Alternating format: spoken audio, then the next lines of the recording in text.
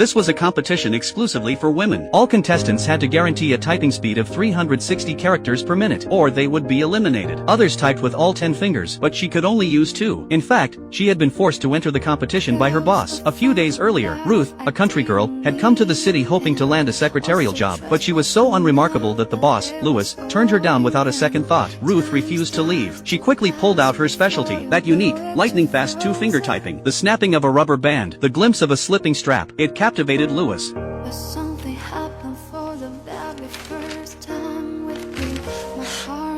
And just like that, Ruth got the job, but her father didn't approve. He even tried to arrange a marriage for her. She quickly pushed aside the can and expressed her rebellion against her father. Yet before leaving, looking at her sleeping father, she still thoughtfully covered him with a blanket. Clumsy as she was, Ruth became a laughingstock among Louis's friends, but Louis knew in his heart, he hadn't kept her for the work. When the 7-day trial ended, Louis told Ruth she wasn't suited to be a secretary, unless she agreed to do something else, something that would make them both happy. Before he could finish, Ruth stormed off in anger. Clearly, she had misunderstood his intention, until he pulled out the flyer for the typing competition. C'est vraiment tout ce que vous voulez que je fasse pour garder ma place.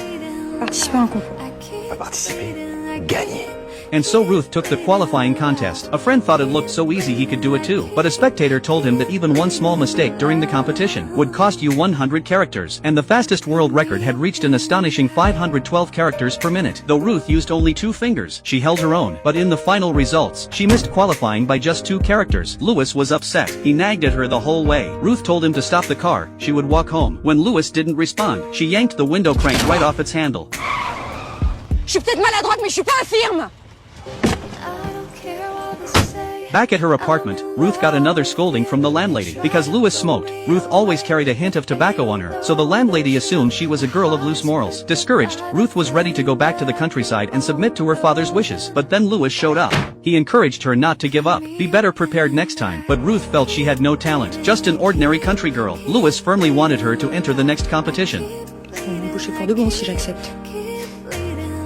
J'étais secrétaire lamentable.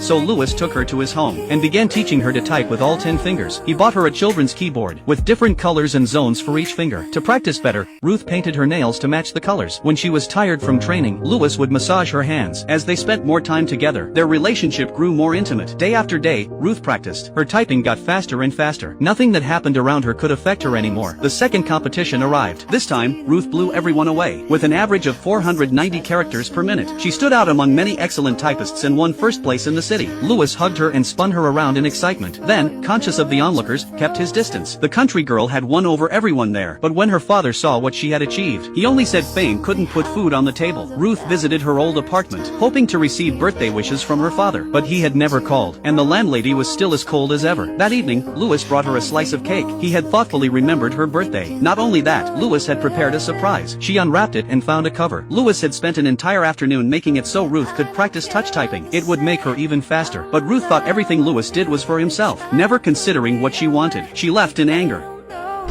After she calmed down, though, Ruth realized Louis's good intentions. She went to the typewriter and, using touch typing, typed sorry on a sheet of paper. She recognized her mistake. Soon, the day of the championship arrived. Ruth changed into a beautiful red dress. She looked so stunning that Louis's heart raced, but he restrained himself, unwilling to affect her performance before the match. The next day at the competition, they saw the reigning champion, who had won several years running, being interviewed. Her highest record was 500 characters per minute, and she had a unique family heirloom typewriter. It was a huge challenge for Ruth. At the referee's signal, the contest began. The typists quickly got into their rhythm. As expected, the defending champion was the first to change the paper. Only Ruth kept up with her pace. In the end, they defeated all the other contestants, and advanced together to the finals. When the defending champion smiled at her, Ruth thought she was acknowledging her skill. But the next second, the champion made a mocking gesture. This mocking gesture ignited Ruth's anger. When the finals began, both of their fingers flew across the keyboards. Though the champion had a high-end typewriter and Ruth only an old, beat-up one, she held her own. They were neck and neck, refusing to give in. But Ruth's old machine jammed slightly when she changed the paper. The buzzer sounded. The match was over. Just as the champion thought she had it in the bag, the results surprised everyone. Both had typed 498 characters per minute. A tie. The judges decided on a tiebreaker in 5 minutes. Because of her earlier mistake, Ruth was anxious. She even thought of giving up. To cheer her up, Louis confessed that he had hidden her practice scores from her. She had actually already beaten the champion's record. He hadn't told her for fear she would get overconfident. Tu m'en veux, hein? C'est le but. Louis didn't know if this would work, because he had lied. Ruth had never broken the champion's record at all. He couldn't bear to watch the next match, but Ruth was fired up. She hammered the keys like crazy, no longer afraid of her opponent. Only when he heard the cheers did Louis nervously return to the arena. By then, Ruth was already standing on the podium. Louis tried to go celebrate with her, but was pushed aside. From that moment on, the glamorous woman on the stage no longer belonged to him. A typewriter sponsor approached Louis and said, in 2 months, Ruth would compete in the World Championship. If he wanted her to go far, now was the time to step aside. After all, he had no more cards to play. Louis didn't want to, but for Ruth's sake, he quietly made up his mind. After the award ceremony, Ruth ran to him and confessed her love, but Louis didn't respond. He knew he was no longer helpful to her, just a burden. In the end, he rejected her and drove away alone. After Louis left, Ruth got all the resources. Endorsement after endorsement. The country girl had transformed into an icon for women everywhere. The landlady who once despised her now praised her as always having been a fine, proper young lady. Her father knew none of this, until a fan rushed into his grocery store and offered a high price for the old typewriter Ruth had once used. Only then did he realize his daughter had become famous. Louis, meanwhile, went back to looking for a new secretary, trying to return to his old life. Ruth called him countless times, but he never answered. He didn't want a moment of weakness on his part to ruin her bright future. One day, Ruth received a package. Her father hadn't sold the typewriter. Instead, he sent it to her as a belated birthday gift. She had finally earned her father's approval. Louis pasted Ruth's photo in the room where she used to live. No matter what, he couldn't completely forget her. Then he noticed, Ruth had already hung his photo on the wall as well. In that moment, he realized, everything he had done seemed to be wrong. After a period of professional training, 2 months later, the World Typing Championship began. Without surprise, Ruth, representing France, faced off against the American world record holder. The championship was best 2 out of 3. In the first round, Ruth was in good form and won, but the crowd booed, because this was the American home turf. The audience was all cheering for their own contestant. Fighting alone, Ruth was somewhat affected. Sensing her wavering mindset, the American took the chance to taunt her. She thought French women only knew how to cook. Before Ruth could react, the second round began. That moment's distraction cost her a 2-second deficit at the start. In a competition at this level, even a 1/10 of a second could mean defeat, let alone against the record holder. No surprise Ruth lost the second round. In that round, her opponent tied the world record. Ruth had typed 506 characters per minute, just 6 short. Ruth got up and ran backstage, not to give up, but to get her old typewriter. Her coach strongly objected. That thing is too old. It'll slow you down. Just then, La vieille machine est très bien.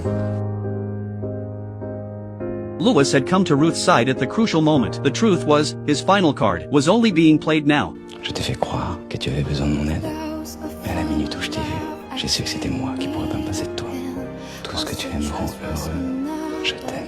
That final card was Louis himself. Ruth carried her old typewriter back onto the stage. Now not only her opponent but even the audience thought she had lost her mind. How could anyone win with such a clunky old machine? A sponsor threatened her. If she dared switch typewriters, she would have to pay a penalty. Ruth, undaunted, said she would pay double. Helpless, the sponsor had to remove the pink typewriter. The final round was about to begin. Seeing Louis cheering for her from the audience, Ruth suddenly felt that as long as he was there, any place felt like home. With her old partner and Louis behind her, Ruth went into overdrive. Even when the old typewriter jammed in the middle, it didn't faze her. The same crowd that had booed her now cheered for her composure. In that moment, Ruth smiled. The ranking no longer seemed to matter, because she had already gotten everything she wanted. Her father's approval, the audience's recognition, Louis's love, and the courage to fight without holding back. Finally, the competition ended. After the judges verified the results, Ruth had shattered the world record with 515 characters per minute. She was the world champion. In that moment, the world witnessed Ruth's achievement, and witnessed their love. Their fingers intertwined. That clumsy country girl had become a role model in everyone's heart. This story is based on true events. Inspired by Ruth, Louis designed a new spherical typewriter. There is no shortcut to success, only staying focused on one direction and practicing over and over again. Even the smallest spark can become dazzlingly bright.